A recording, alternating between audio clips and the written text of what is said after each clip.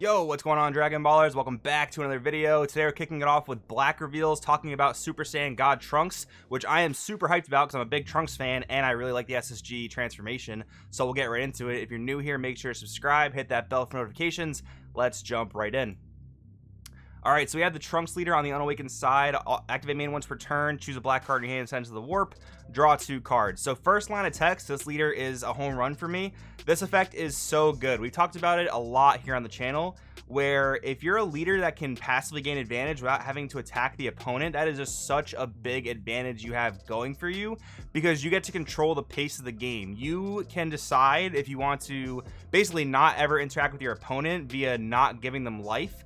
And by doing that, you get to control the pace of the game. If they're getting a big benefit from Awakening, you get to slow that down as much as you want. But vice versa, if you want to be aggressive, you can just activate main, then turn your leader sideways. You're no different than a leader that attacks and draws, except you have the option to stall your opponent out and slow their pace down if you want to, which is such a strong thing in Dragon Ball Super. I low-key wish they would stop making leaders that do this, because it can be really oppressive when it is really strong. But still, I mean, the fact that they made it, it's a really good thing the leader has going for it. The other thing too is that the selective warping a card in hand and drawing 2, that immediately speaks to me about Gogeta Xeno. This could be a really good Gogeta Xeno leader, assuming they don't do anything to it on the ban list. Now, I obviously have no idea if they're planning on doing anything to Gogeta Xeno on the ban list.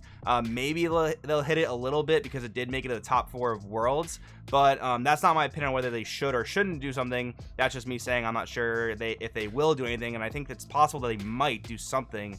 But assuming the engine's still very playable, this could be a great Gogeta Xeno leader. Maybe we'll talk about if it's better than actual Gogeta Xeno by the time we finish reading the leader's actual effects. So Awaken, release 4 or less, or there are 5 or more Saiyan cards in your warp, which again would be very easy for a Gogeta Xeno themed deck to meet. You may draw 1 card, untap an energy, and flip this card over. Then on the backside, Super Saiyan God Trunks Crimson Warrior, we have a blocker on the leader. Interesting. When this card attacks, draw 2 cards, then choose 1 card in your hand, send to the owner's warp. So again, similar thing about being a pretty good Gogeta Xeno leader, because you get that selective warp. You can put your fusion materials right into the warp. Auto once per turn, when your opponent attacks a Unison card, switch this card to active mode.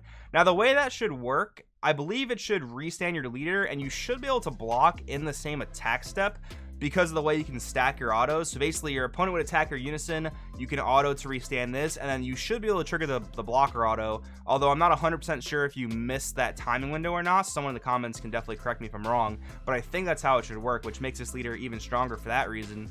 Activate main once per turn, Spirit Boost 1 for any color energy, place 2 black battle cards from your warp in the owner's drop area, then choose 1 of your opponent's battle cards and send it to the owner's warp. So I like that a lot, how it's just basically 1 energy spot removal. That's really nice, and it also helps fuel Overwhelm. This deck is going to revolve a lot around manipulating cards from like moving them from your warp to your drop and vice versa. And again, the Gogeta Xeno engine can help a lot with that, but the leader and the deck seem to do that on their own as well, which is pretty good. Then we have the Unison for the deck, as well as a few extra cards. So Supreme Kai of Time opposing the Empire. We have a 2-drop black 15k Unison, auto once per turn if your leader card's a black Trunks Xeno card, and it's your turn. When a battle card is played from your warp, draw 1 card and add a marker to this card. So what is interesting to note here is that this is not the only Trunks Xeno leader in the game. We actually have a couple old ones. There's at least one that I think is from set 3, and this should also count the Vegex leader as well. So any of these cards that specify like Black Saiyan or Trunks Xeno, they should work with those other Trunks Xeno leaders, which is kind of cool to look at. But anyways, activate main +1. If your leader is a Black Saiyan card, send up to 3 cards on top of your deck to your warp. So you actually get to become a pseudo Gogeta Xeno leader by playing this Unison. Obviously it's not nearly as consistent because you're not milling as many cards, and you have to, you know, draw the Unison and play it to get that effect going, but it is still an option you have going for you, which is kind of cool. Then we have Rumble the Gods Crimson Hero Strike. So it seems like they're printing like a budget wave of these iconic attack rares, or at least cards that are similar to those. So we have the black one here. Activate battle. If your leader card and energy are all black, choose 1 of your cards. It gets plus 10,000 power for the battle, then choose 1.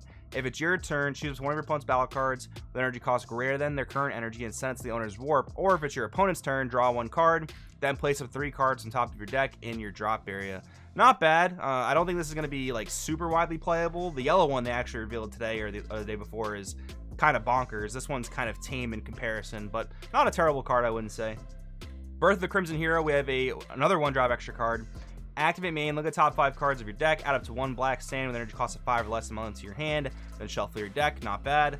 Activate battle, limit 1, burst 1. If your leader card's a black trunks only card, and you place this card at the bottom of your deck from your warp, choose up to one of your leader cards, Unison cards, he has plus 5,000 power for the battle. Interesting, so you can combo this from your warp, which is actually pretty dope. Like, that makes this card infinitely more playable. Like, use it, search, eventually overwhelm it, it'll go to your warp, and then it's just a 5k combo at any point in the game that you want that also bursts 1.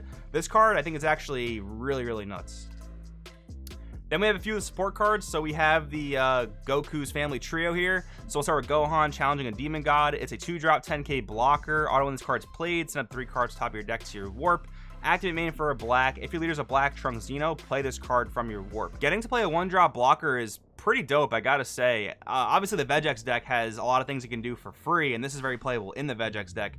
But comparing that to like the Trunks blocker from Vegex, it's not quite as good, not quite as much value, but it's still something to consider, which is kind of neat. Then we have Goten challenging a demon god. When this card's played, send up top of your cards your deck to your warp. Activate main for a black. If your leader's a black Trunks Xeno card, play this card from your warp. Activate battle once per turn, spirit boost 1. This card gains crit for the turn. This one is a lot less good in my opinion. It doesn't really have any base stats, how the Gohan has blocker. And the Goten requires you to spirit boost to just become a 10k critical. Like, that's not really all that impressive. If anything, I think you're going to play the Trunks over the Goten. Then we have Goku challenging a demon god. Just very simple. When this card's played from hand, draw 1. I definitely wouldn't overlook this Goku though, especially in the or any Gogeta Xeno themed deck really, because in the Gogeta Xeno decks, it's a lot easier to play 8 solid Vegeta Xenos because you have your 4 super combos and you have your 4 true fighting spirits. As far as Goku's go, you have your 4 true fighting spirits, which you'll definitely play.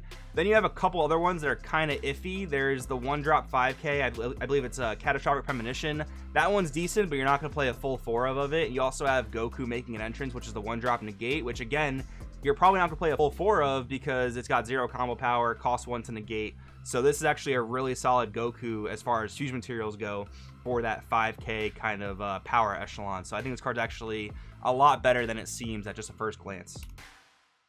Then we have a few more cards. So we have Rebellu challenging a demon god. We have an Overwhelm 3 auto. If your leader card's a black Trunks Xeno only card, when a black battle card's played from your warp, this card gains Overwhelm for the turn. Auto once per turn, we activate Overwhelm, draw 1 card. So this is overwhelmed out, and then you're supposed to follow up with Wormhole to draw a card, but it seems a little convoluted, not gonna lie, but it seems like it probably pairs with Demigod challenging a demon god. So we have a 3-drop 15k Overwhelm 3. If your leader card's a black Trunks only card, when a black battle card is played from your warp, this card gains Wormhole from the for the turn. Auto once per turn, when you activate Overwhelm, your opponent chooses a card in their battle area and sends it to the owner's warp. So again, it seems like these are kind of meant to like combo off with each other, but I think it's just more trouble than it's worth. Probably not that great of a combo unless there's a really consistent way to get them out. And there are ways to search Demigra's. I don't think there's really ways to search Rebellus, but could be something worth looking at. But anyways, let's move over to the Pan challenging a demon god. 2-drop 5k counterattack. Play this card during your opponent's turn. Reduce energy cost of this card in your hand by 1. Auto, if your leader's a black Trunks Xeno only card, you choose 1 card in your hand and send it to the warp. When this card's played, your opponent can't attack with battle cards for the turn unless they choose 2 cards in their hand and discard them each time. So this deck basically gets its own in archetype Topo Righteous 8, except it costs 1 instead of 2, which is pretty dope. This is a really good card. This is going to help these black like Trunks Xeno only decks kind of, you know, exist in the mid-range realm where you can play a bit of a slower game, which granted, I think Gogeta Xeno is already kind of good at playing a slower mid-range game without all these kinds of floodgates, and that's mostly because the true fighting spirit cards are so taxing and they can really just force your opponent to slow down in a lot of respects. But still, this card's gonna be really solid for those Trunks Xeno only types of decks. And then finally, we have a Trunks line here, although I don't think you really need to like play them in succession or anything, but it is all the Trunks cards for the Trunks deck. So we have Trunks Duty of Time Patrol, we have Auto, and this card's played, look at top 5 cards of your deck, add up to 1 black stand card with energy cost of 4 or less, or 1 black Unison card with specified cost of 2 among to your hand, then shuffle your deck. So basically your typical 1-drop searcher. Then we have S3 Trunks challenging a demon god, 4-drop 20k unique permanent. If there are 10 or more black cards in your warp, this card gains double strike. Activate main, limit 1, spirit boost 1. If your leader card's a Trunks Xeno only card and you have 3 or more energy, play this card for your warp. This card's definitely not bad. Does have a few restrictions, but a 1-drop 20k double striker definitely seems solid to me. And then we have SSG Trunks Power Awaken, 5-drop 20k deflect dual attack, one of the SRs for black. We have permanent. This card's removed from your battle area, removed from the game instead, so I guess you won't be able to just constantly keep bringing it back.